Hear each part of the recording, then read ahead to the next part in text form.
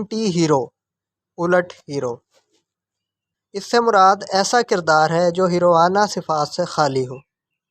پرانے ادب میں قدم قدم پر ایسے مرکزی کرداروں سے واسطہ پڑتا ہے جو نہایت قوی اور جرأتی ہوتے تھے اور بڑے بڑے کارنامے انجام دیتے تھے۔ کہانی کا تانا بانا ان کی دل آویز شخصیت کے گرد بنا جاتا تھا۔ یہ ہیرو پرانے ادب میں عام ہیں اور سستی قسم کے رومانی اور تاریخی فکشن میں آج بھی نظر آتے ہیں۔ تاہم بڑے پائے کے ادب میں بھی مرکزی کردار مجسم خیر نہ سہی بہت سی قابل ذکر اور قابل تقلید صفات کے حامل دکھائی دیتے ہیں۔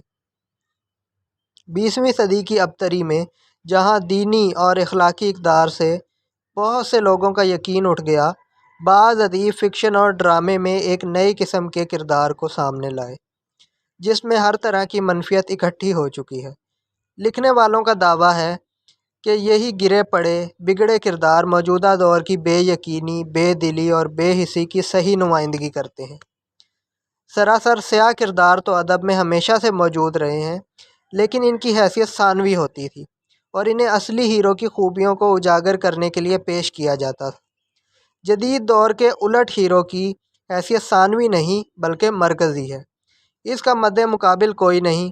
وہ نہ صرف خود اوصاف حمیدہ سے محروم ہے بلکہ اس کے ساتھ پیش آنے والے واقعات اور اس سے دوچار ہونے والے کردار بھی اسے بہتری کی طرف بڑھنے کا کوئی موقع فراہم نہیں کرتے۔